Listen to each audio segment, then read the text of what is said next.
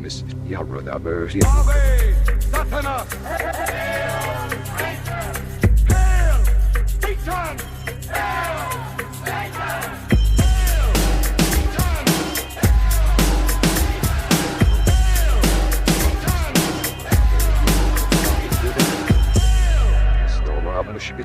Greetings, heathens.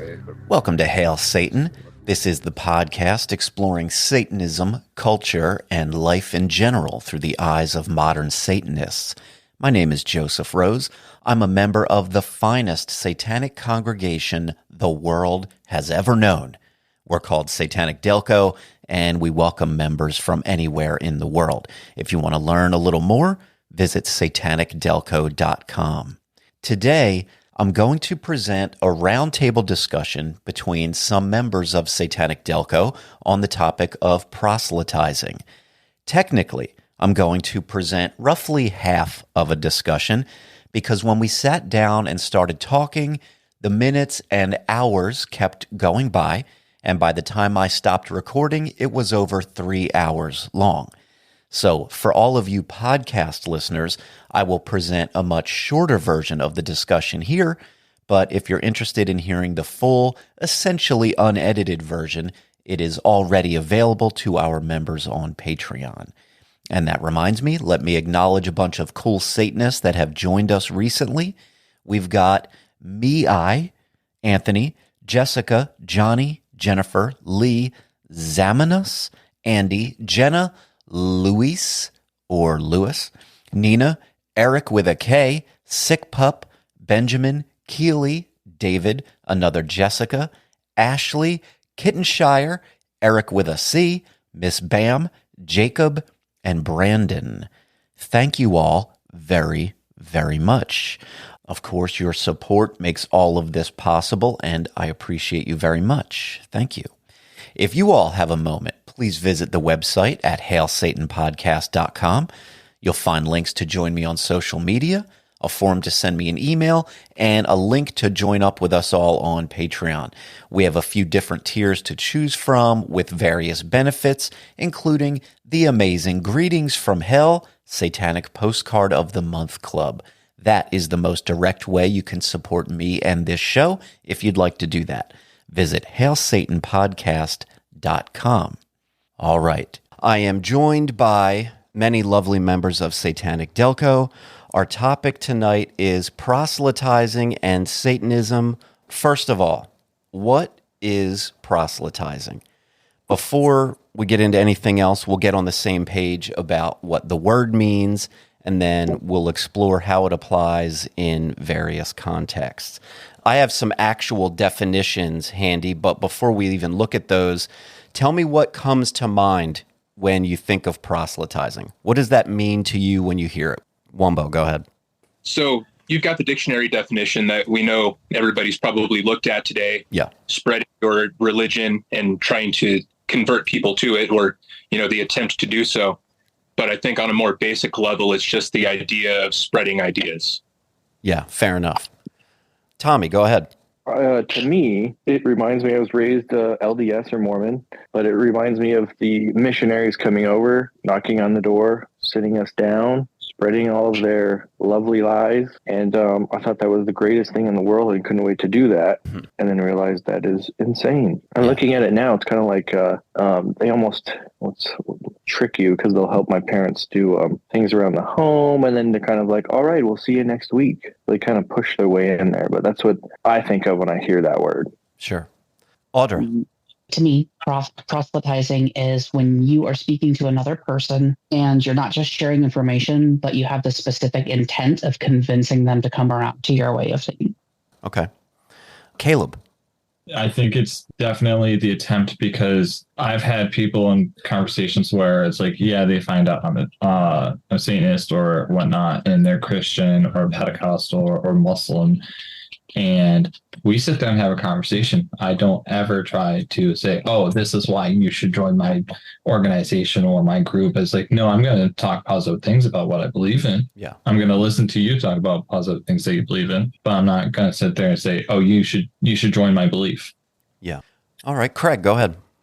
I was a Jehovah's Witness for a couple of years, as an early teenager. They genuinely see it as a calling, as though their book asks them to go out and let people know the truth, which I always thought was kind of weird, but we'll get into that, I'm sure. Sure. So my favorite dictionary is the New Oxford American Dictionary. So that's the one I usually just turn to.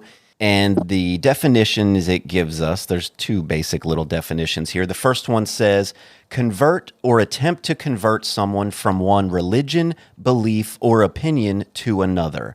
The example is, the program did have a tremendous evangelical effect, proselytizing many. And the second one says, advocate or promote a belief or course of action. The example is, Davis wanted to share his concept and proselytize his ideas. So the two basic definitions there, same vibe. One is a little more specifically tailored to the religious example, and one is a little more general, but they're basically the same idea. And just for the hell of it, I had a conversation with ChatGPT 4. And I asked it a few of the questions that we'll be talking about tonight. And I'll share some of those responses when we get to those specific topics. But I did ask it, what is proselytizing? And it said, proselytizing involves persuading people to adopt a different religion, denomination, or opinion through methods ranging from personal conversations to formal missionary work. Although commonly associated with religion, it can also refer to promoting ideologies or beliefs beyond religious contexts. The ethics and methods of proselytizing are widely debated across religious and secular groups. First, why are we even talking about proselytizing? Without looking for it, I don't know about you guys, but I see the term used a lot in satanic spaces. Just recently, I heard little Doug from TST mention it in an interview he did with Amber Rose on her podcast. And the specific context that it's usually used in is a Satanist, almost exclusively of the TST flavor, saying basically, we don't proselytize, as a way to differentiate from Christian groups that typically do tend to proselytize. So my first question for you guys is simply, is proselytizing good, bad, or neutral, and why is that? Tommy, go ahead. I am currently torn with this, actually. So a few weeks back, or maybe a month, I have no time frame, TST opened that after high school group, and that really fired me up because I thought TST does not proselytize. Now we have a satanic group, especially with children. I didn't like that, but I'm torn. I share an office with another guy who used to be Christian, left the faith, and then he said he was saved again about 2 years ago. So him and I have lots of conversations. It's very neutral. Everything's cool. But I feel like I passively proselytize to him by showing how hypocritical his religion is, or their philosophies, and then I'll drop a little bit of satanic stuff in there, even to the point where he let me read part of the Satanic Bible to him the other day. Yeah. So that was extremely interesting. So now I'm kind of torn. Sure. I don't know if it's good or bad. That's fair. Yeah, that's good. Wumbo, go ahead. I think the broad range of things that proselytization can be used for makes it almost by definition neutral, because if it can be used to spread the idea of a harmful religion such as Mormonism, but it could also be used to spread the idea of, let's say, evolution exists and this is how it works, because the definition does say that proselytization can be used to spread ideas. That's right. If it can be used to do harm and to heal that exact same harm, it has to be neutral, in my opinion. Right. And I don't know how far we'll get into this aspect of it during the night, but it's safe to say that almost everyone who's doing some kind of proselytizing, whether they know it or not, believes the thing that they're proselytizing is good. Nobody's out there trying to convince you of something that they think is bad and wrong and shitty. Even if you think it is, we might think Christianity sucks and is dangerous or is wrong. But the people out there selling it to you, they don't think that. They think they actually are giving you the right answer. They're giving you the love of the Lord, and they're trying to help you. Audra, go ahead. I think it's more like a tool. It's like a hammer. You can hammer a nail in, or you can bash somebody's head in.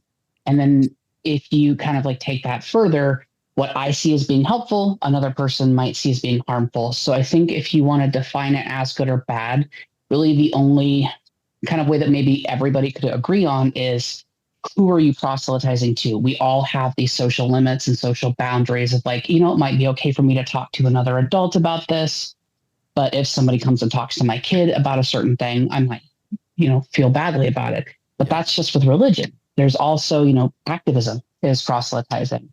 And so it's such a complicated issue that like, I can't say that it's a bad thing. I just think that it can affect certain people negatively, as any other tool could. Sure. Ava, go ahead. In the context of religion, I think it's kind of a funny idea, because if you think you have the right answer, but you have to sales pitch it to me, are you really doing it right?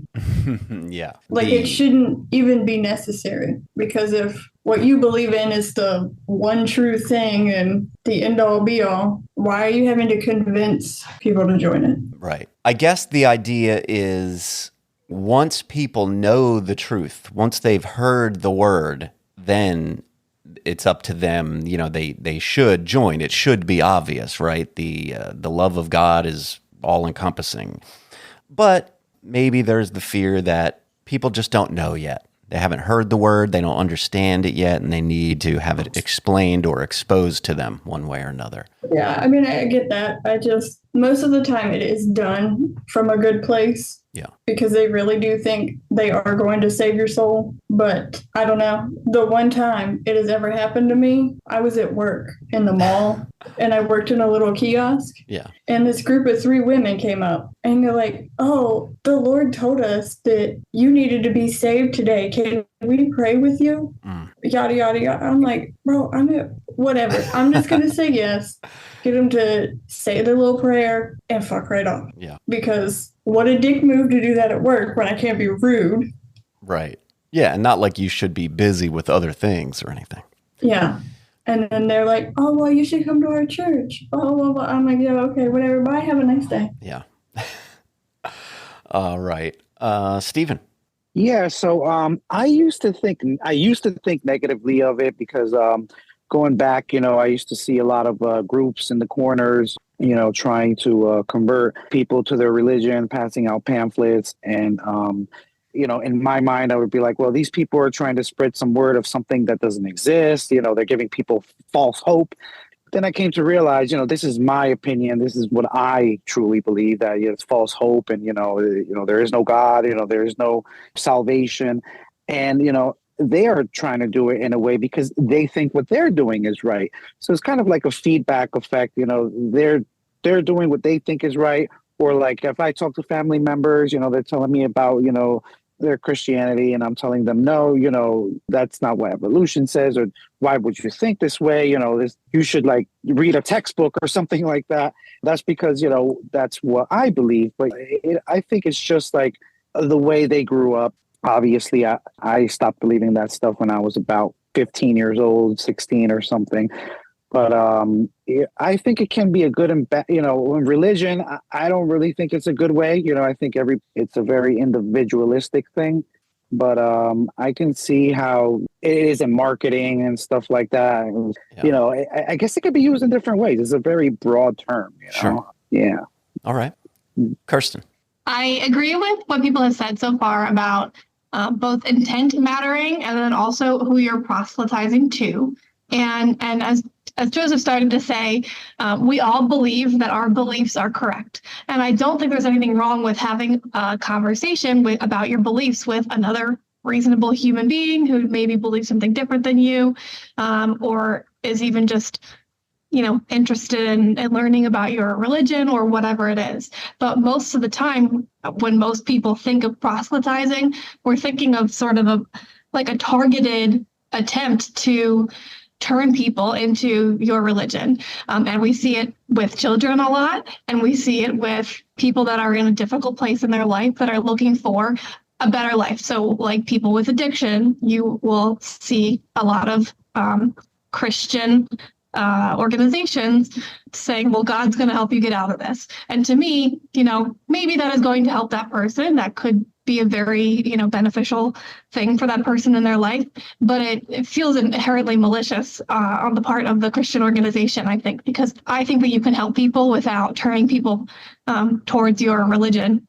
And in particular with Christianity, I think they're offering their religion as a solution to this problem, whereas you could say, and I'm sure that we will get into this, but you could say that there are certain things that Satanists do that is offering a similar service, that it is attempting to offer people a better perspective on the world or whatever on some way. But, and maybe this is my belief as a Satanist, I think Satanism is good. I don't think that all Satanists are thinking, oh, the way to help this person is to give them Satanism. Whereas that seems to be what Christianity is that what will save you is God. That is literally their thing. Like God will save you or Jesus will save you or whatever. Yeah. Whereas Satanism does use satanic imagery, but it doesn't even need to. Like the point is you can save yourself, like you can do whatever. So I'll leave it there. I have a lot to say, I guess, on that, but I think you're probably going to get to that later. So, all right. Caleb, go ahead. I have a couple points. Since it is such a broad term and it's not just specific to theocracy, you can also use it for governments and say that like communism is the greatest form of government, and on paper it looks great. Here's all your proof. But when it goes into practice, it's not always the best. So there's an example of it being negative, or where it'd be neutral is somebody's personal belief. And if it benefits them personally, then it's up to that person. It can be good or bad. Or positive is when NASA decided that Pluto is no longer a planet because they redefined it. They had apostolized to the people using science the fact of Pluto's no longer a planet. It's actually a meteor based on the research that they've done. So depending on what it's used for, changes if it's good or bad. Sure. And sometimes you won't see those results until years down the line. Yeah, that's true. Audra, go ahead. So something that I think Kirsten was really touching on here and that was occurring to me as I was listening to everybody is that it really feels like a big part of whether or not we're determining if it's good or bad is consent. Is the person on the other end of the proselytization consenting to it? For example, I live in a small town and we have these giant billboards that say Christ is Lord all over them. And, they're like, oh, having dark thoughts, thinking about suicide, call us and we'll talk to you about Jesus. I don't consent to seeing that shit on my morning drive every day, but I see it anyway. So I think consent is a big part of it. Sure. Yeah, we're definitely going to talk about billboards later. For me personally, I think proselytizing is neutral generally. The exception, I guess, for me, if there is one, where it gets a little fuzzy for me, is when children are involved. We can't realistically hold children to the same standards as adults as far as, understanding things, parsing information, whatever. But I think when you've created something or you feel passionately about something, it's natural that you would want to spread the word on some level. Imagine if you honestly believe that thing is good or fun or beneficial. What if you truly believe it could help someone or help society in general? Is it realistic to expect that we would not share that? So, all right. And the reason we're even talking about proselytizing here specifically is because of the connection to religion. We know that it applies to religious and not religious things, like we said in the definition. So I guess this question is, does your opinion of proselytizing apply equally to all things, like religious things and non-religious? Or do you specifically have a feeling about proselytizing when it comes to religion? Is that a specific touchy area that is different from more generalized proselytizing? Ava, go ahead. I think it would just have to go back to motive, like religion or anything else. As long as you're sharing it with good intention, go for it. Whatever. I might think you're full of shit, but you do you because you're not doing it maliciously. But like when Kirsten mentioned churches reaching out to drug addicts and all of these other things where they know these people are especially vulnerable, then the motive is maybe not so great. Yeah, when it is specifically using people in some sort of a disadvantaged position or a weak point. Yeah, that makes sense. It's just like how cults look for people who are more vulnerable, and they're like, "Oh, we have the one real truth. Come join us, and we'll save you from this shitty situation in life, and you can come be happy over here with us." And they know full damn well what they're up to. Yeah, for sure. Wumbo, go ahead. I feel like while not every ideology deserves respect per se, I feel like every ideology deserves a right to present itself to the world however it sees that to be fit, as long as it isn't physically harmful to people. So I see it as equal between religious and secular ideas as far as the right to proselytize your ideas. But I feel like if those ideas are hateful, then the society has a right to respond however it sees fit to that. Of course. Yeah, that's never in doubt, I hope. Audra, go ahead. My answer is kind of twofold. Intellectually, I don't treat it as though there's a difference. Proselytizing about religion versus any other thing really is just kind of a neutral act. Emotionally, I do have a visceral reaction to it, and that is simply because of how I was raised. I was raised in a revivalist church, very kind of snake handlery people, very anti anything you can imagine that brings people joy, and very brutal about punishing you if you're engaging in those things. So me personally, I have an emotional reaction to it, but intellectually, it's really not any different from anything else. Sure. Craig, go ahead.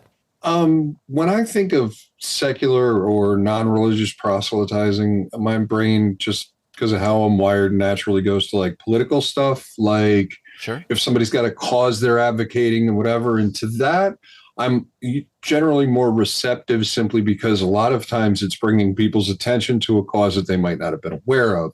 For instance, when I had an activist phase for a while there, our meetings would have people from the anti-fracking community come and show up. And at the time I saw it as a little bit of an annoyance, but I also learned about fracking through that. I learned about that whole struggle. So I understand now what's going on. Whereas to me, religion is something so personal, and it has such a tendency and such a chance to take advantage of people in vulnerable positions. I am negatively kind of, I lean kind of negatively toward that, because I do feel like it's taking advantage of people. And back to my earlier, like, most religions have been around for a minute. People could have found out about them by now. Why are you seeking people out and harassing them with it, Sure. Yeah. Caleb, go ahead. For being proselytized to, my biggest gripe with it is if I ask you why you believe in something or why you think what you believe is to be a fact, and you say because of a deity said so, where there's no physical proof, or you say, well, that's just because how it is, or you don't give an actual answer or evidence, that's when I get frustrated. I don't care if it's religious or if it's from the state or from anything civil, any of those issues. If you can't provide a reason why to change my thinking, it gets really frustrating, because at that point we're no longer having an intelligent conversation. Yeah. Tommy, go ahead. It's interesting that we always reach for an external source for help instead of going inside. So I don't know, this is my medicated brain thinking, but we've had religions for how many millennia? Are we pre-wired to always reach out for an external source for help, and that makes us feel better rather than putting the work from inside, telling yourself that you can do it on your own? I don't know about the pre-wired part, but I think we are pre-wired to look for the easier path. If there's two roads to your solution, do you want the easier one, or do you want the really difficult, stressful one? Most of us aren't looking for that. if there's a big sky daddy out there that'll help me out and fix it, without me having to do it, then that's preferable. You frame it like it's like they don't want to put in the work, but I also think it's just a feeling that you can't. You feel like you can't. You like feel defeated, so you are looking for that other something to, Yeah, that's true. Especially with it. Yeah, you're right, and especially if it is like even with the example of some kind of addiction, for sure. Like if maybe you've been already struggling with addiction for years. Maybe you've tried to get sober 5 or 10 times, and maybe it's not working for you. You're struggling, you've tried it all, and you feel like you're at the end of your rope. And then you really start thinking hard about that higher power that they keep telling you about in the 12-step meetings. And the 12-step meetings, that's like the option. That's what the world presents to you is, hey, you have to go to a religious-based 12-step program to get better. So that's really where the bigger problem comes from for me, is not that there are religious, organizations out there that are trying to help people. I think that they can be malicious and intent, or I don't know about malicious, but predatory is the word, intent. Opportunistic. Opportunistic, yeah. But why is that the option that's available? Why is that seeming to be like, hey, you can't, there's basically saying you can't do it yourself. You need God. Like they're eliminating the because it's easier to blame the devil for your mistakes. Yeah, for sure. That Marks. Some of the loudest religions that proselytize tend to be ones that have been around for a while, and it's kind of most of us have probably heard of you by now, and you loudest ones. Yeah, and that kind of for me kind of touches on what offends me the most, or what I find the most distasteful, is the implied arrogance behind that. For me, the implied arrogance behind that, the, hey, you sad lost motherfuckers, I'm the one with I've got the answer. Hey, check this out. Have you heard about Jesus, or have you heard about whoever, that it turns me off immediately with that, like they've come to me. I didn't seek you out. I didn't come to you, and you're throwing this in my face and throwing your thing in my face. It's just the implied arrogance behind that, we're smarter than you are. We've checked all this shit out. You don't, and you're clearly living a shitty life. So let me tell you what the answer is, Yeah. I think there's part of the idea of like, well, we've heard about this. Everybody's heard about this, when you're talking particularly about Christianity in general. We know, it's hard to avoid if you live at least in America, for sure. Yet I'm not as embedded into the Christian culture, I guess. Some people would know better than me. But I feel like for the amount that they do it, I feel like that has to be driven by some sort of results, right? Like they have to be finding some level of success. I just am guessing, Money. Yeah. But I just mean that, like, if through whatever, the lifetime of a general proselytizing Christian person out there, if they were never finding any success, you'd think that they would just stop or be like, you know what, this doesn't work anymore. Everybody already knows about the Lord. But yet they keep doing it as if it were the first day. So I have to wonder. It's kind of like a carpet bombing effect, really. I mean, we all go through periods when we're weak and vulnerable. Even the most stable among us have our moments. So if you're constantly out there doing this, just blanketing your neighborhood with bullshit, you're going to find people that are weak and vulnerable at the time. Yeah. Rod, go ahead. And at the same time, it seems there's more and more of us are non-religious. More and more Americans are non-religious. More and more Americans are not buying into any of this. That's true. It's funny. The internet has annihilated Scientology, and it's slowly annihilating the LDS. People have access to information. You can find out so much about what is 100% bullshit in any religion, in any place where the internet is not controlled. Maybe, we see those statistics that sort of bear that out. We always, every few years, we see statistics where the people that are identifying as a Christian or whatever are slightly decreasing, and people that have no religious affiliation or something like that, those numbers are slightly increasing over time. And so I wonder, with the knowledge of that being out there, that those trends are happening, I wonder if the people who do proselytize on behalf of Christianity, maybe they feel the need to work extra hard. They're like, oh no, it's going in the wrong direction. We need to really pound the pavement on this. Audra, go ahead.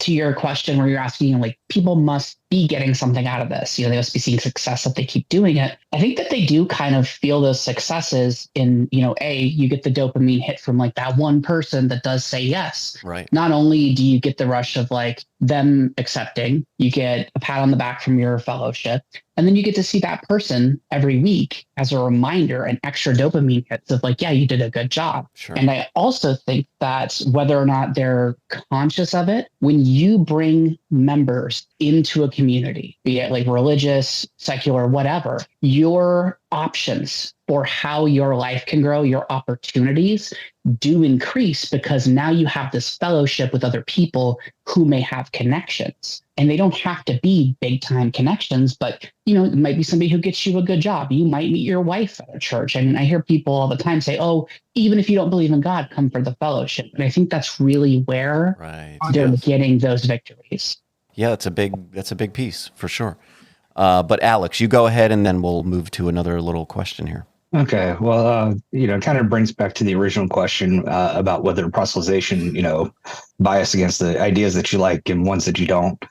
I believe the connotation of the words as used in general language really plays a big part. Proselytization, I think if we were to go into almost anywhere, people would see it as religious in nature and would use more phrasing towards debate, things like that, towards the ideas that they're in favor of or ideas that they like. And that was the first point. Second point, I think whenever you get an evangelist out to proselytize, that it's not always a numbers game. I don't think that even it has to be we really want to get somebody to convert. But if you can get people out there and constantly interacting with someone else, and they're getting turned down and pushed away and saying, no, you're wrong, you're wrong, you're wrong. It also helps fosters that specific sect's ability to say, see, we told you this is a us versus them mentality. We try to go out and share things and we're rejected. And I think that that's also at least for the sects overall, helps strengthen and keep their members more so than it is about bringing new ones in. Yeah, and I wonder, you take, for example, missionaries that go to places like Africa and, these poor places, even poor parts of the United States, and they do their deal. And in those cases, there can't be any realistic expectation of monetary gain from that. And so part of it is, I'm sure a big part of it is a sincere motivation from wanting to spread the good, because we have to assume that many of these people, most of them, I guess, believe that it is good, it is the right answer, and they're trying to spread that. And that's part of their message. Their message is, this is the word of the Lord, and the best thing we can do is try to get people on board before it's too fucking late.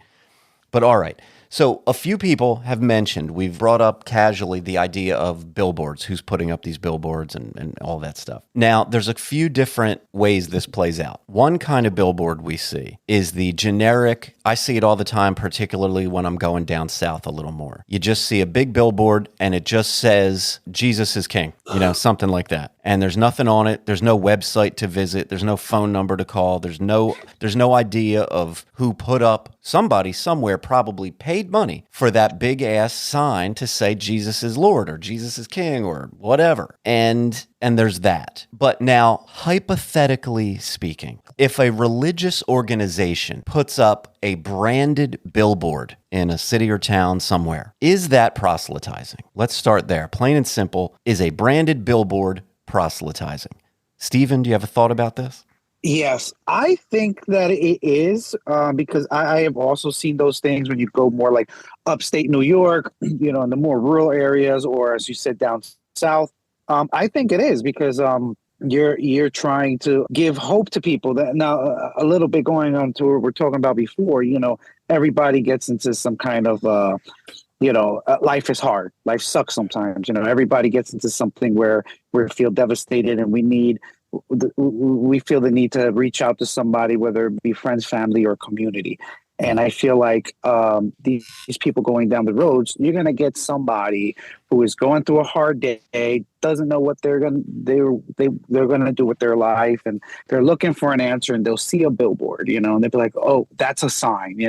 A lot of people, I believe in like signs, or who are like superstitious, and they'll be like, oh, well, I saw this sign on, so this must be a good thing. It's a calling to me to come out. And I really do think that it kind of is, because you're advertising your religion. You're advertising that you need to be saved. I see those things all the time. It's annoying as hell, but I truly do think that it is. Yeah. Ava, go ahead.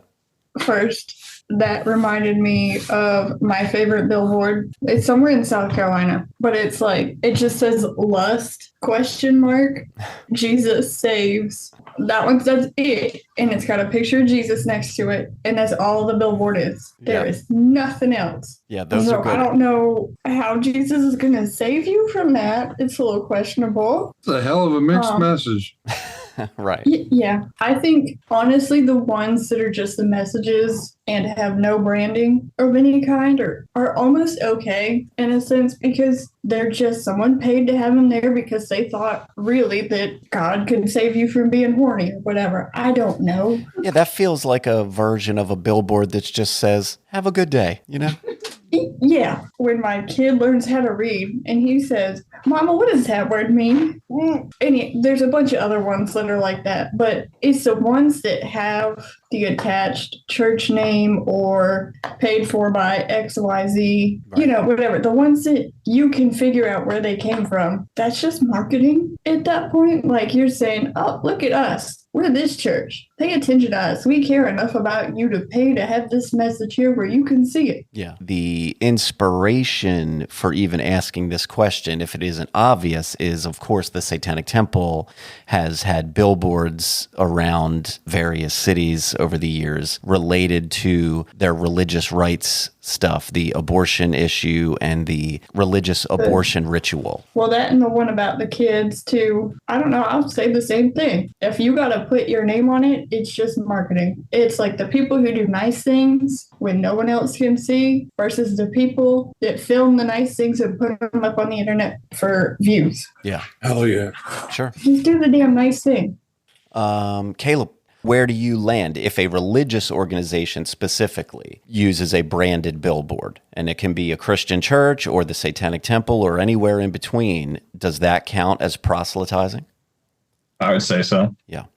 All right. We're still going to keep going, but let me just throw in, we were just talking about being opportunistic when they sort of reach out to certain portions of the population, right? People that might be struggling with addiction, people that might be poor, people that might be pregnant or something.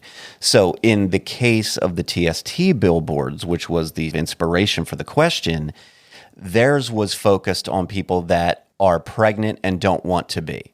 And so as you answer the question, so any of you guys, if you want to, you can keep in mind the idea of, is this potentially preying on a vulnerable population? And I guess to add a little more context, I don't have it in front of me. I could look it up, but those billboards said specifically, our satanic abortion ritual bypasses many state restrictions. And so the message is, hey, you're pregnant and you don't want to be, but you live in a place where abortion is maybe very restricted or difficult to do. Our abortion ritual bypasses state restrictions. And by the way, we're called the Satanic Temple. And by the way, you can find us at thesatanictemple.com. Tommy, go ahead. I do agree that, yes, the billboard, that would be proselytization. My most hated one is when they have Santa bowing to Jesus in the manger and it says, like, Jesus is king. I'm like, oh, come on. Yeah. But anyways, I think it's hilarious. But there's a lot of proselytization on in healthcare of whose healthcare is best because of their methods are better. Yes. So come to our healthcare facility. We're more holistic. And then you have the other side of the spectrum. We're healthcare. We're number one in the nation. So it's kind of interesting to see that even in the hospice sector of that with who's more compassionate, and you can leave with dignity and that kind of stuff. So that's very interesting in the marketing of things in healthcare. It's pretty disgusting. And you can't really watch anything on television or streaming where there's ads. In my experience, most of the ads I ever see are for drugs, medications, just for every possible fucking disorder or disease, shit I've never even heard of in my life. They've got a happy couple or somebody frolicking around in a drug commercial where the voice real quickly reads off all the terrible side effects that you'll probably get. Absolutely. It's always something positive and happy in the background where they're telling you how, you're going to bleed from your rectum and those types of things. Yeah. Wumbo, go ahead. I feel like specifically with the abortion billboards. Yeah. Those abortion claims about circumventing state laws ended up being complete lies. So that's a lot closer to the Christian billboards than is really comfortable. And one of the many reasons I don't really associate with TST. Yeah, and I mean, it's 100% false. Right, it's 100% false, which to me would make it closer to proselytization. But also with the need for follow through, it's kind of not proselytization. But the real point I wanted to make was proselytization being kind of, an insult to people's intelligence really only applies with, the majority religions that have been around for 2,000 years, 3,000 years, that everybody has baked into their psyche already. You don't need to tell people about that. They already know, dude. Yeah. But with Satanism or other minority religions, it would make sense to advertise that more, because at most we have 10, 15 million people worldwide that are even aligned with some form of Satanism, that's including COS and TST and the weird theistic ones and the Nazis and all that. 10, 15 million people across the world. I'll tell you what, I'd be shocked if it was that big. That's my highest estimation. Yeah. So it would make sense for Satanists to advertise and to proselytize, because there are a lot of people who wouldn't know about it or would only know about it from movies or would have no deep understanding. Yeah. But any 4-year-old could tell you what Christianity is and the basic ideas of it. And it's fair to say as well as any 80-year-old could, because nobody remembers all the 10 commandments. Everybody knows don't kill, don't steal, don't look at another man's wife's butt. That's it. That's all anybody knows. And a 4-year-old could tell you that. So why advertise Christianity? But for Satanism, it makes sense for me. I'll give them a pass. Yeah. And it's fair to say that Satanism usually will require a little more explanation at this point in time. Kirsten, go ahead. It feels like the a factor is, are you marketing a specific organization or are you presenting a worldview? And TST could pay for a billboard that just says hitting kids is bad, but actually they're saying our religion doesn't believe in hitting kids, paid for by the Satanic Temple. Come to our website right here, which is protectchildrenproject.com or whatever. It's not just presenting a worldview, it's presenting their religion to the people. And then I would say the same thing is true for the abortion rights billboards. We know, first of all, this is a different conversation, I suppose, but we know that part of the considerations of these religious rights is this your sincerely held religious belief? And I would bet that if there were a person with a sincerely held satanic religious belief that was looking for an abortion, they're already in TST. They don't need to see this billboard. This billboard is for other people. If you're going to find a pregnant person on a billboard who's going to convert to Satanism to get, to be your Jane Doe, that's a little bit less than believable for me that is a sincerely held religion, which discredits sort of some of that. And we know that sort of becomes a thing. We know that people have entered TST for reasons that were specific to legal standing.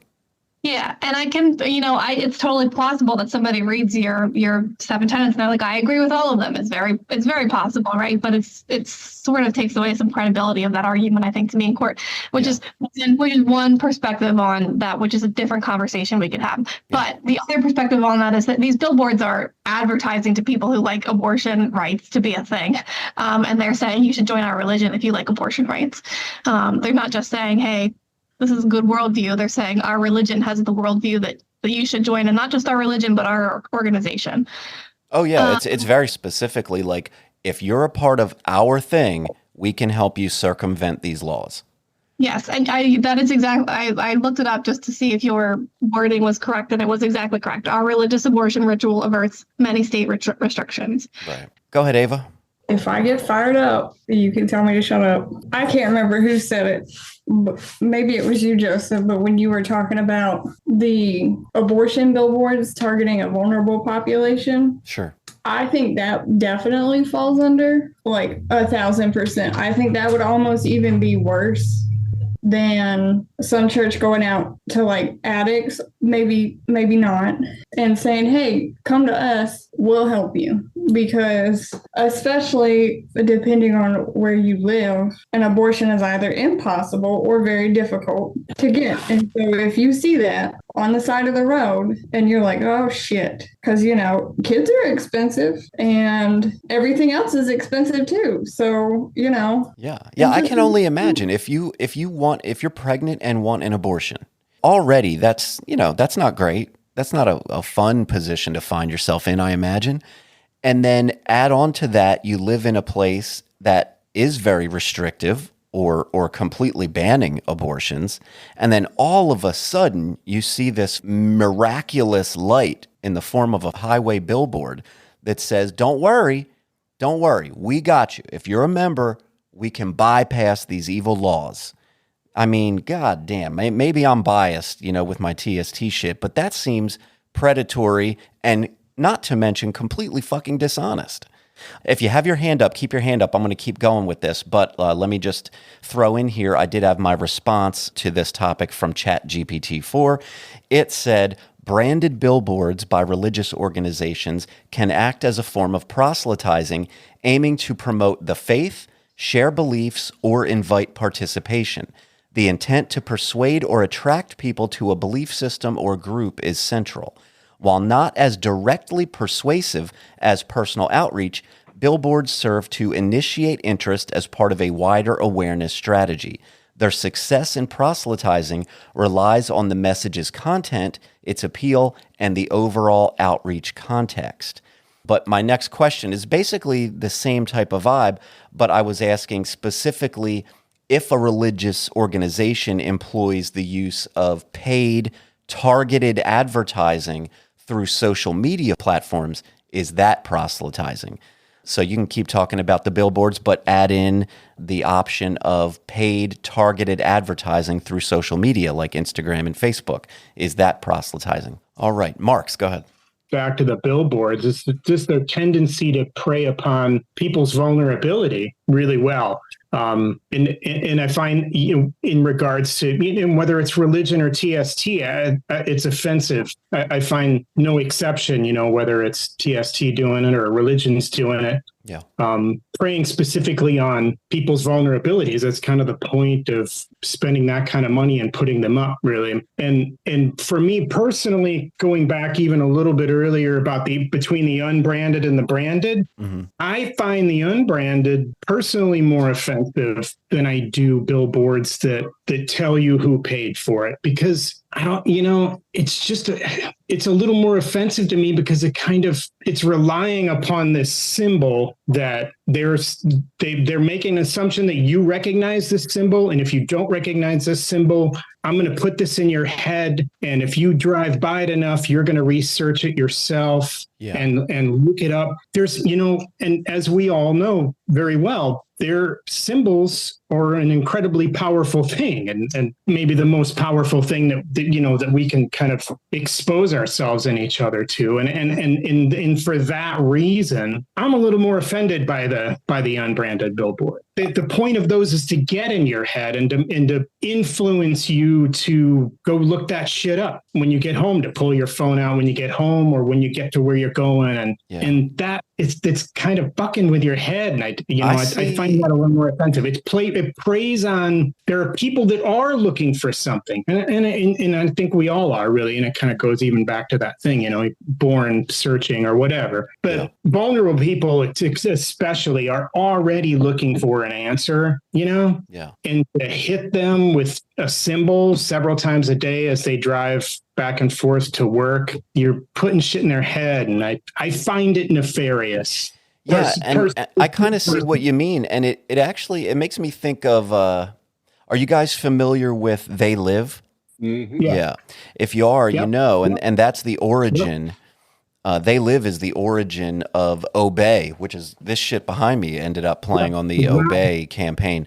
But the birthplace of it is They Live, a John Carpenter movie, I believe it is. Phenomenology. And it's just, like, is there a product being sold there? No, but it's just sort of putting the seed. It's planting the seed. And when I see those random unbranded billboards in certain areas that just say, whatever, Jesus is Lord, whatever it is, there is no product, there is no URL, there's no phone number. And I always wonder, maybe that was just like a vacant fucking billboard. Maybe that's like an old billboard that nobody's even selling anymore, and that message just lives there permanently. Like somebody just went up and put it up there because they saw this was an unused billboard, and it's just there forever, essentially. Maybe that's just the Jesus billboard, and it will be for the next 12 years until that sign falls down. It's a weird one, but I get what you're saying for sure. There is something sort of, I don't know, a certain level of creepy about those unbranded ones. Audra, go ahead. So in listening to everybody, I've actually kind of been more convinced now that I think that the signs do count as proselytization. Everybody's making really good points. And, that especially the Facebook ads, I see those, or the ones on social media, he gets us ads on Reddit, piss me off every time I see them.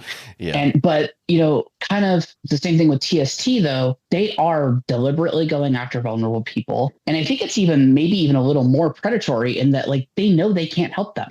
Right. They know for sure that what they're saying is bullshit. And then they're like, oh, by the way, give me $5. Yeah. It's just, I think that it's just as bad, if not worse.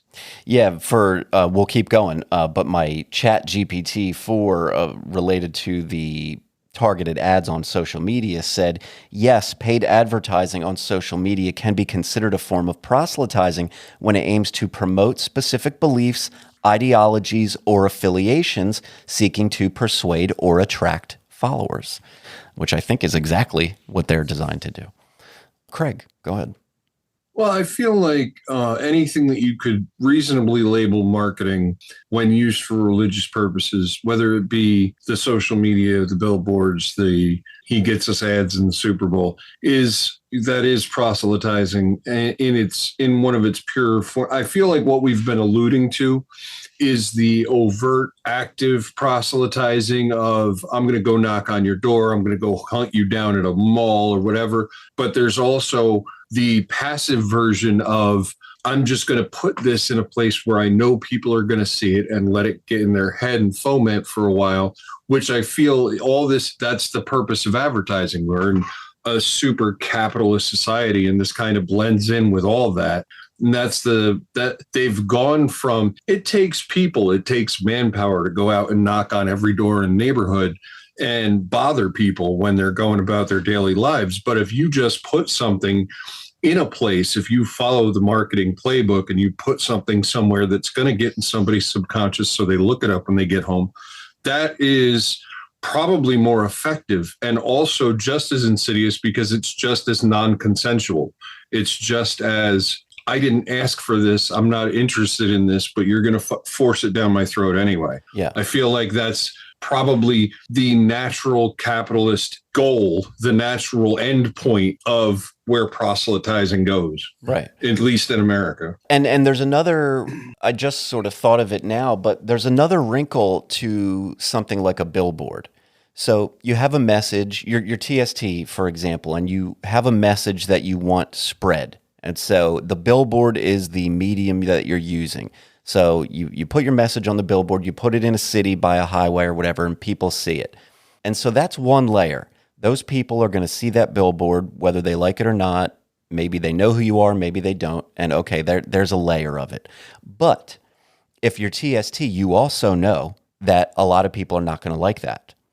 And so it's going to go viral. Yeah. How do we know? How do any of us here know about the TST billboards? Did you drive by them? I didn't. We know about them because everybody takes a picture of them and writes a news article about them and puts it on the news and puts it on their website and puts it on their blog and then shares it on Reddit and shares it here and there and there. And they know that. They know that. Only so many people are going to drive on that road. It's a lot of people, but it's way more people will see it if it's upsetting or offensive or you name it. And then what's another thing that could happen? You could get a billboard company that doesn't want to put your ad up. And then you get more news stories and maybe a lawsuit and news stories about the lawsuit and on and on and on. And so the billboard is really just the beginning. That's just one of the many layers of sending that message to a wider audience, for better or for worse. Wumbo, go ahead.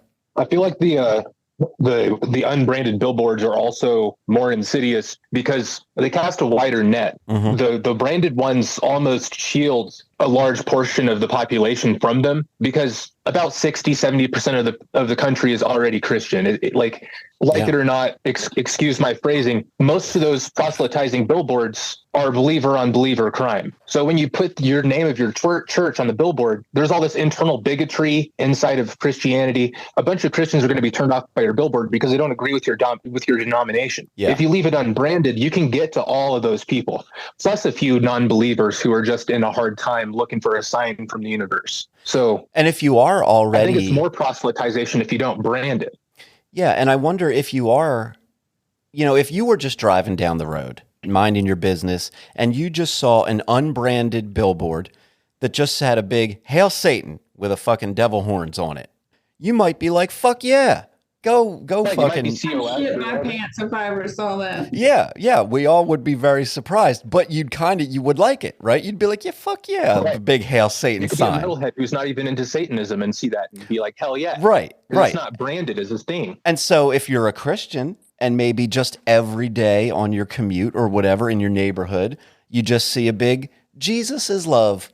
It might send you back to your church that you grew up in. Yeah, it just kind of gives you a little warm, fuzzy feeling.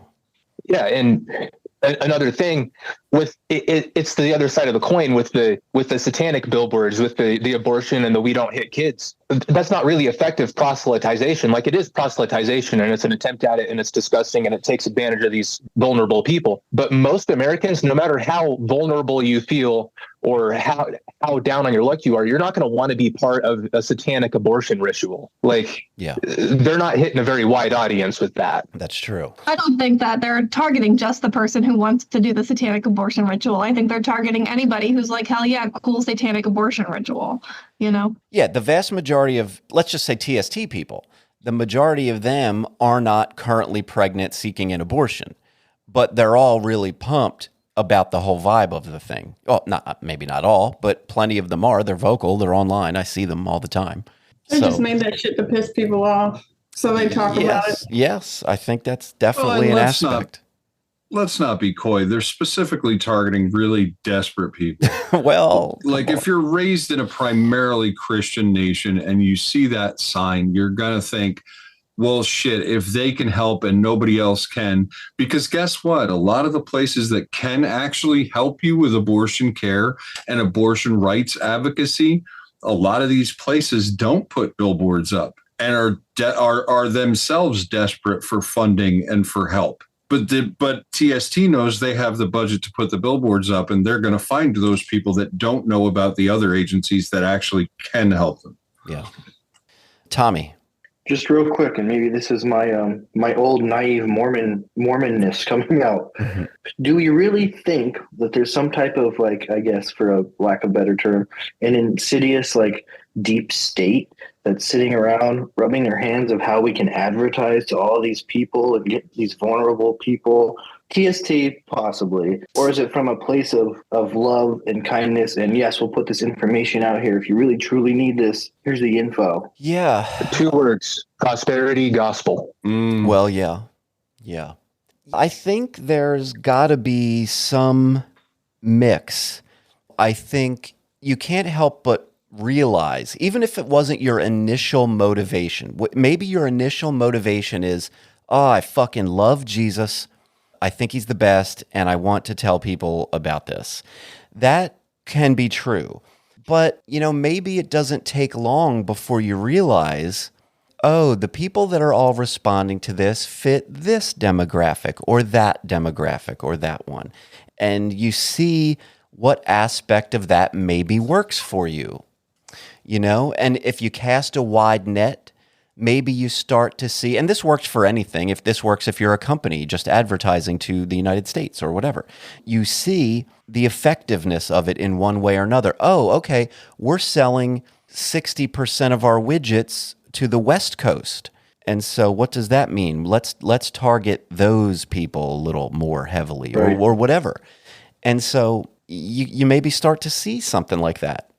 Yeah, I guess when it comes down to it, it's all just a business, right? The more people you get, the more money you get. Yeah. The more proselytizing you can do. Yeah, and I want to be careful. I try not to be so overly cynical. Like it's real easy, for I'm sure any of us to be pretty fucking cynical or downright negative toward Christian organizations. But I try never to lose sight of the fact that we assume a good percentage of these people are true believers. They really believe that it's good and right and just, and they're helping people. And so I get that, but we also know that there's a very real other side to it that isn't exactly as altruistic as I want to help everybody with the love of the Lord. These dudes are driving around in gold-plated fucking Bentleys or whatever they're doing, and they know what they're doing. So it's a mix for sure. All right, we touched on it just a little bit, but let's talk specifically about proselytizing to children. Obviously, this part of the conversation is inspired by the Satanic Temple's after-school Satan Club and some of their other kid-focused actions that seem to be growing in numbers. They seem to be doing more and more kid-focused activities. The one that really got me, I don't know if everybody's aware of it, but they did a family movie night. They invited everybody to watch an animated film. It was Fern Gully. And then after the film, they had this auditorium full of the kids and I guess the parents, and they had a tenet talk with the kids where they connected the 7 tenets to actions and characters in the film and had an actual discussion about their 7 tenets with a room full of children.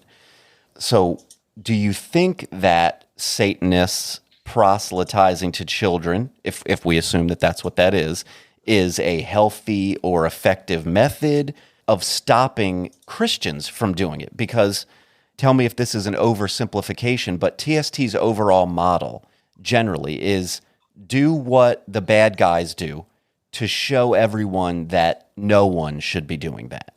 And so we know Christian clubs, particularly the Good News Club, are proselytizing to children. Some of us don't love that. TST's proposed solution to that is to also start a club for children while also using that opportunity to brand it with their logo, capture headlines, get donations, members, etc. So how do we feel about Satanists proselytizing to children? And also, do we think it's an effective method of actually stopping Christians from doing it? Go ahead, Wumbo. I think it's a really bad idea because the Christian nationalists, they're already really anti-education. They don't like, philosophical things. They don't like the intellectuals. They're anti-intellectual. Yeah. And they're really big proponents of homeschooling. If there's Satan in the school, like confirmed Satan in the school, not just, they took prayer out of the school and they're allowing trans kids to have their names, but actual Satan in the school, they're just going to take their kids out of the school, homeschool them, and have complete full access to them 24/7 and not have any other adults to feed them ideas or anything outside of their insular little group. Like putting Satan in a school just gets all the Christian kids into their thought bubble harder. Like it's going to be that Christian club all day, every day for them now because there's Satan in the school. They can't go to school now. Sure. So it's a really bad idea in my opinion. Yeah. Audra, go ahead. As far as like whether or not you should proselytize to children, for me personally, it's not anything that I have done or would do with my kids. I try to just kind of let them figure things out on their own. And if they come to me with questions, I always make sure to tell them, this is what I think. You make your own mind up about it. However, if those parents want their kids proselytized to by a group, that's certainly their right. I don't think that it's a very effective way to get Christian clubs to be quieter. Clearly, those people never saw the Christopher Nolan Batman series, where it's like, okay, Batman shows up, and they're like, well, what's going to happen next? And then there's the Joker, and now we've got TST getting big, and everybody's looking at all that. Well, now I'm worried about like what's the new crazy Christian shit that's going to start happening, and then TST is going to try to one up that. It's never been effective, and it never will be effective. Right. Tommy, go ahead. For me, I was really fired up at first, as again, I was Mormon, went to high school, literally 2 steps away. Well, a little more than that, but probably 8 to 10 feet away from my high school parking lot is the Mormon seminary building. You get to leave your high school, walk across the parking lot, go to your seminary school and do your seminary stuff. I would walk halfway down the parking lot and go to my truck and go home, but that's a different story. Like the high school club brings things up too. I just would feel awful. It's a great idea. Sure, let these kids introduce Satanism and the principles and philosophies and just have a discussion. I think that's great. At first, I didn't think that's cool. I think it's fine. I would just feel awful if these kids became targets or bullies or picked on or beat up or worse. Some crazy Christian kid shows up, with something, mows these kids down. That would be all on TST. Yeah. So I think it just opens a can of worms, honestly. Sure. Ava, go ahead. All right, I'm going to be on my best behavior. It's okay.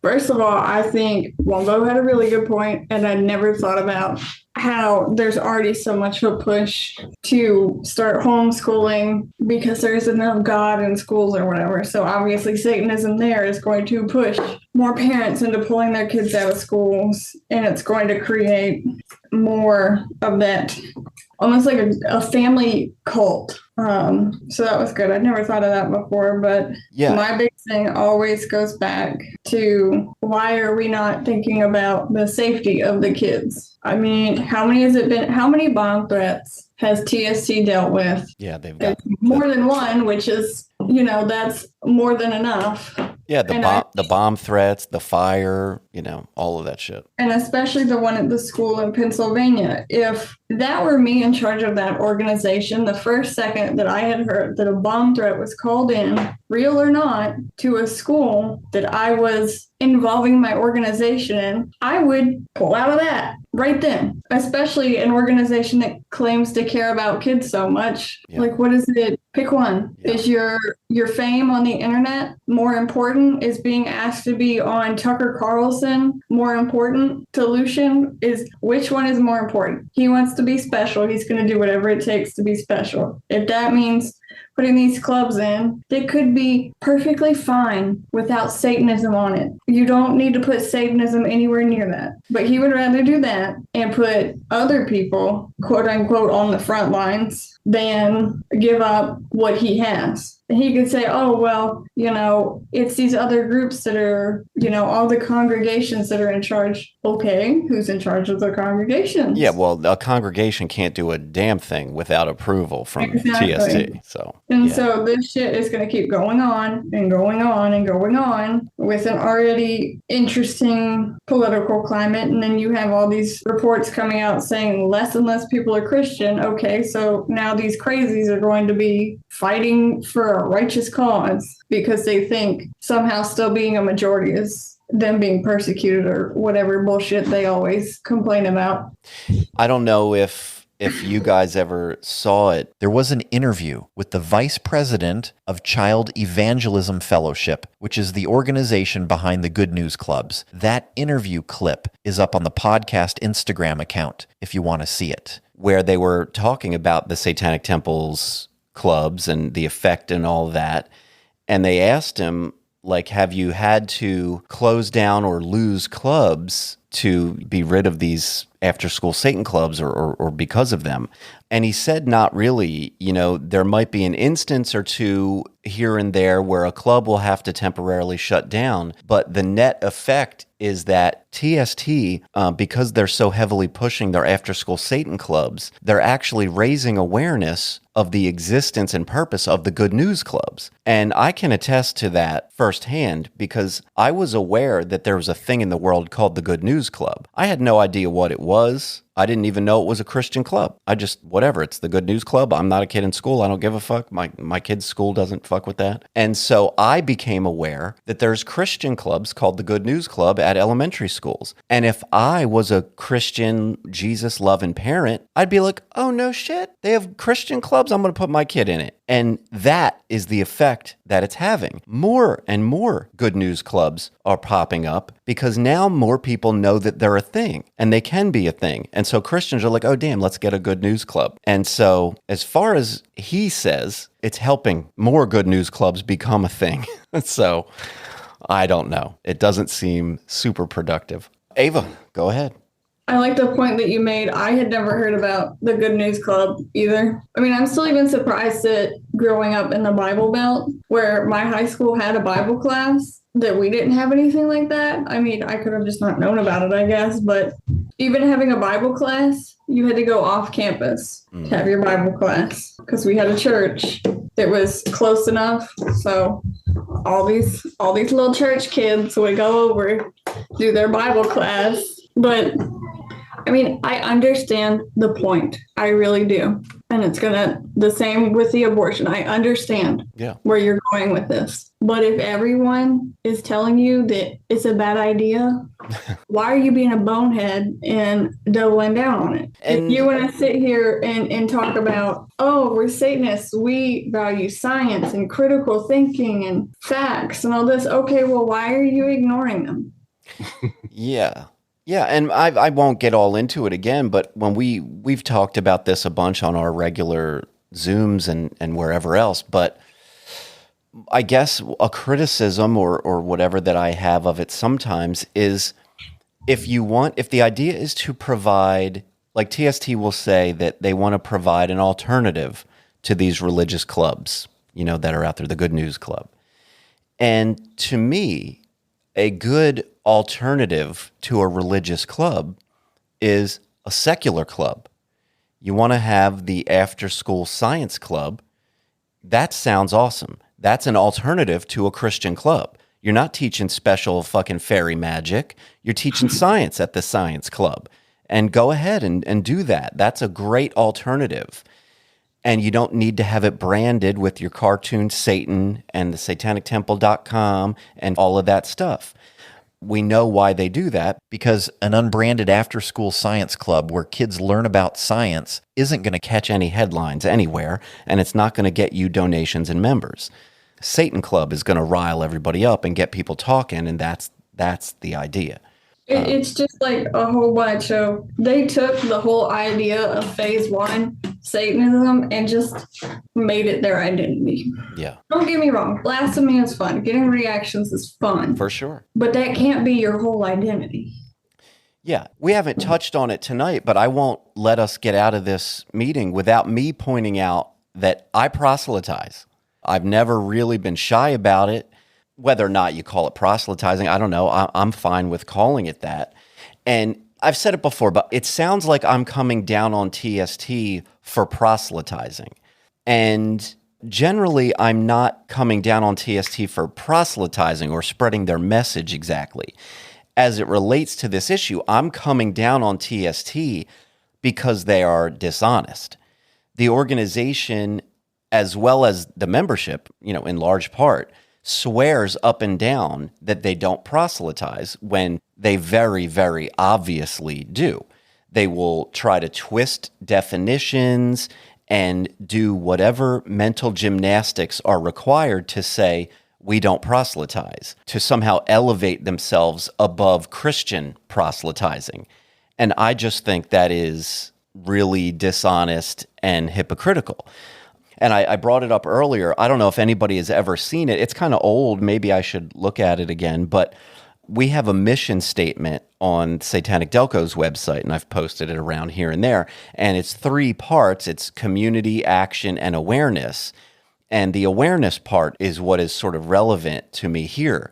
For example, when we do various charity campaigns during each year. We do the Outsider Achievement Award. We do whatever. We do random shit. And when we do, most of the time, it gets reported on by some sort of local news. Usually there's a guy at the local patch, and he writes up an article, and then that article gets shared all around. And so the part of the mission statement for Satanic Delco that is this, part 3, awareness. I'll tell you what it says. It says, raising awareness of modern Satanism is a primary goal. While there are times when the fearful stigma benefits or at least entertains us, let there be no confusion that our community is genuinely better with Satanists in it. Over time, our message seeps through the cracks and awareness of our true intentions are made visible to fresh new eyes. When this happens, not only do our numbers grow, but little by little, the mainstream gains a better understanding of who we are and what modern Satanism is. Media coverage of our charitable actions and the sharing of that coverage serves as a direct way to educate the public about what Satanism really is and isn't. So I think that stuff counts as proselytizing by its definition, just by the fact that I'm doing something to put something out there. I'm open to anybody's feelings about whether or not that's good or bad or... Would you do the same charitable acts without the media coverage and branding? Yeah, we've done them anyway. We don't have any control over it. But even I don't want it to sound like I was questioning your motives. I'm saying, to me, that's why I don't really see it as proselytizing. In that sense. It is spreading awareness, which is important, but they're seeking out that awareness. They're seeking out that information because you are there doing charitable acts. And they say, all right, well, I've thought or conceived or heard of such and such about Satanism. Here's some people doing charitable works in the name of it. Let me find out what this is. That's effective awareness spreading. I don't feel like it's proselytizing in the same way as that billboard saying, hey, love Jesus, or somebody knocking on your door with a pamphlet. Right. And some of our earliest, we still do similar things here and there, but some of our earliest campaigns in the group were things where we were directly collecting items. Like, for example, I think it was our very first one was for the Domestic Abuse Project of Delaware County.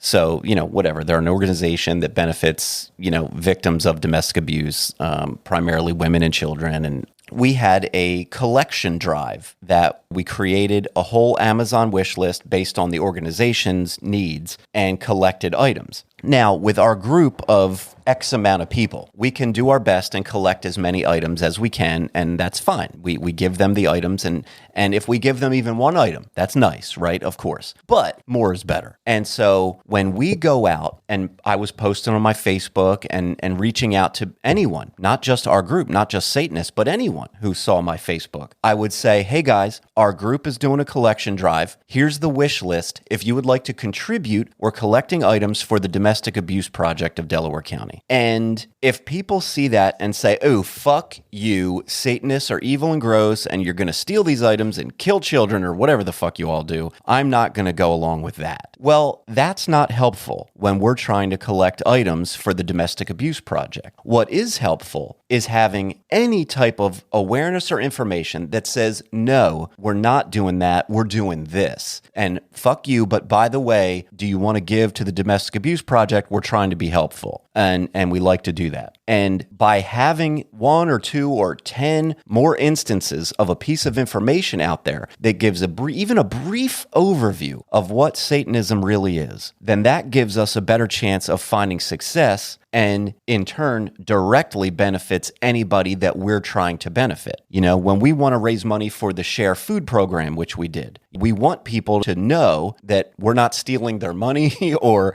we're not tricking them. We're just doing a thing because that's what we do because we feel like it. And there's not a downside to me of just having knowledge be spread around. And in this case, the knowledge is Satanism is this, and it's not that. And so I don't feel bad about that stuff. And that's why I said early on tonight, I don't see proselytizing on the face of it as a negative thing. My caveat is sort of, I get real fuzzy on when you involve children and stuff, but that's its own thing. But when I'm pumped, you guys hear me all the time. I don't make $1 from Metallica or Black Sabbath or Soundgarden, but you hear me come on here like I am being paid by fucking Geezer Butler, talking about, guys, you got to go listen to the fucking Sabotage album. It's blowing my mind. It's the greatest thing. You're going to fucking love it. Get on some weed and listen to Black Sabbath. I'm not getting paid by the weed industry or the Black Sabbath industry, but I'm so genuinely pumped that I really do believe what I'm saying, and I want to share it with you guys because I think it's fucking great. And so I can't help myself. I'm a proselytizing motherfucker when I really believe in some shit. And it just is what it is. I don't know if some of you guys may have seen the recent adventure I had with this topic on Instagram, and I shared a little bit of it on the Discord. But I knew we were going to have this talk about proselytizing and Satanism, and so I put up some stuff on the Hail Satan Instagram story. I asked, does the Church of Satan proselytize? And does TST proselytize? And on and on. I had a couple things. And they were polls. People were just voting yes, no, whatever. And I started noticing the results on the question of, does the Church of Satan proselytize? I was surprised to see that the vote was at one point leaning heavily that, yes, they do proselytize. And in my mind, my gut feeling was that maybe they don't really. And so I was surprised that so many people were saying yes. And so if you didn't see it, I wrote a message and I pasted it to a shit ton of people that were voting yes for the Church of Satan. And I was saying, hey, I'm curious about this one. Can you elaborate or give me an example of what you see as the Church of Satan proselytizing? And I am not exaggerating when I say 100% of the people were unable to give anything resembling a coherent answer of any kind. Not one single person was able to give me a reason or an example of the Church of Satan proselytizing. So I'm curious, does anybody think the Church of Satan is out there actively proselytizing? And if so, how are they doing that? Go ahead, Kurt. I think they are proselytizing, and I did answer that message. What do you got? Satanism is mentioned on Reddit. There's some COS douchebag in there going, "Oh, that's not real Satanism. The real Satanism is over here with Anton LaVey." Right. And if that's not proselytization, I mean, then I'm Taylor Swift. A lot of these are COS clergy doing this. The Hell on Wheels guy, for example, Bun of Doom. These are clergy members. Okay. Doing this. Yeah. So it is COS itself proselytizing on Reddit to Is TST participating members. in a debate considered proselytizing though? Yeah, I don't really see it that way. Yeah, I guess my thought about it when I was writing it and when I was looking at the results and everything, my thought or comparison, I guess if you're comparing to TST, I guess that's the only real comparison, is that you don't see much from the organization. You don't see them doing much. They're certainly not doing any sort of like public outreach. You know what I mean? And then I think, Craig, what you were sort of saying is they actively push against it, which is what I had in mind originally, which is on one hand, you have the TST model, which is make it as free and easy to join as possible, make it as vague and universal as possible, and just collect members. What matters most is the bigger the number gets. That's the goal. Whereas the Church of Satan's vibe is we're not here for everyone. We're here for the elite. We don't make any, secret of that. We're here to tell you survival of the fittest, bitch. If you don't understand it, we're not here to convince you. And by the way, give us $225 to open the door, and we might still reject your application if you're not worthy. And so that feels like two real different vibes. But go ahead, Ava. I'm going to start out by prefacing I lean really hard towards Church of Satan. Like that's sure. I think With that being said, especially with people like on Reddit, like Robert and Milden and all of those lovely folks, Yeah. I think they almost are doing it on accident because it has been so programmed into that they are the gatekeepers, Right. but almost more of a, we see this, we believe you're wrong 1,000%, and we're going to correct you. They're almost doing the thing that they say they're not doing on accident because they're so hell-bent on telling people that they're wrong. Yeah. Look at me plugging somebody else's podcast. But this Bill M, we know Bill M, he does the Satan Splain.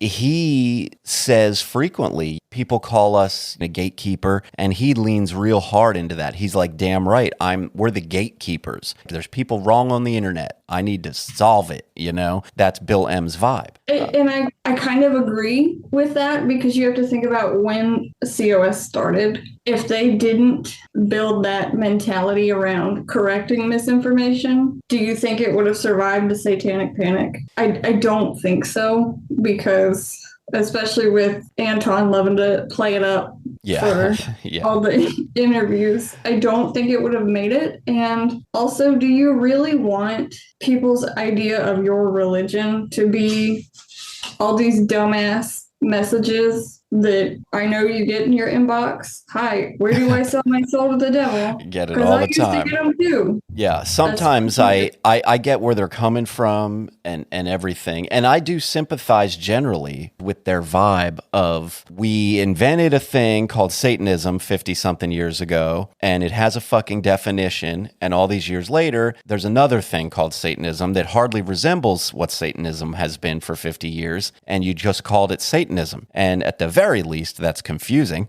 at the very least.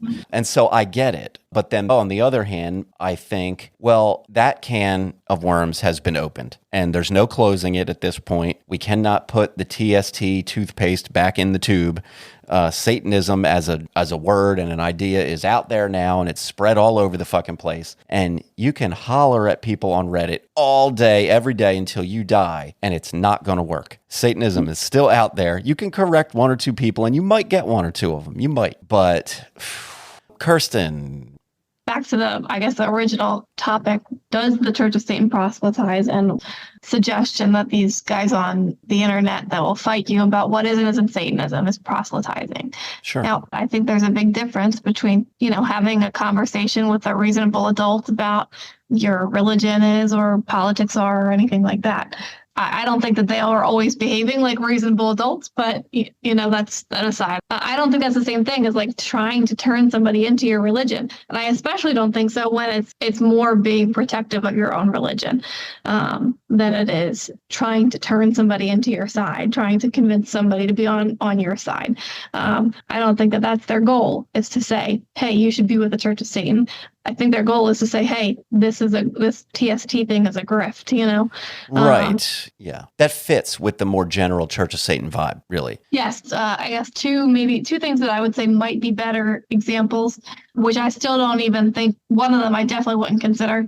But Church of Satan is active on Twitter, and they will, or X, and they're not like trying to convince people, but they'll just reply to things. And it's a social networking site. It's a marketing tool, whether you claim to use it that way or not. But it is distinctly different. If you look at their Twitter feed and compare it to, say, the Satanic Temples, they are two very different things. Very different feeds, and that's sort of what I was going to get to next. Is you might say that they're only there because TST's all over Twitter. That seems, honestly, that's like, I think, as far as I could tell, TST's primary news outlet, is their Twitter X. So that would be one example. And then the other thing, and I know that the Church of Satan doesn't own this copyright right now, but Anton did write a whole Bible, and then somebody is selling it. He gave someone the rights to sell this Bible and put it out there in the world for other people to pick up. And you could say that he wrote it to codify his religion for the people that are already in it. But I don't think that's true, especially at the very beginning, because as Wumbo was talking about earlier, you do need to spread your religion in some way to keep it going. So if he had this interest in like keeping his religion going, It goes for everything. You can invent a religion, or you can write a song, or you can make a movie, or do anything, write a book, and just keep it. Just put it in your room and never tell anybody about it. That's one way to do it. Or you can proselytize. There's two options. Keep it to your fucking self or proselytize. That's what you can do. And if you want people to see your movie, or you hear your song, or do whatever thing is, or learn about your religion, then you have to put it out there. You have to let people know. Now, there's levels, right? When some people hear proselytize, it has a negative connotation that you have this idea of some pushy person trying to sneakily like convert you to their religion for, whatever their ulterior motives might be. And that exists. That's a thing, but it's not the whole thing. And on that note, I will signal the end of this long and winding road through the topic of proselytizing. Again, if you're interested in listening to the much longer, raw version of this conversation, it is available to our members on Patreon. I would also like to offer a sincere thank you to the great members of Satanic Delco who joined us for this discussion. Some were there to listen, and some were there to participate, and we appreciate you all. If you've got a moment out there, please visit the website at hailsatanpodcast.com. Stay safe out there, and hail Satan.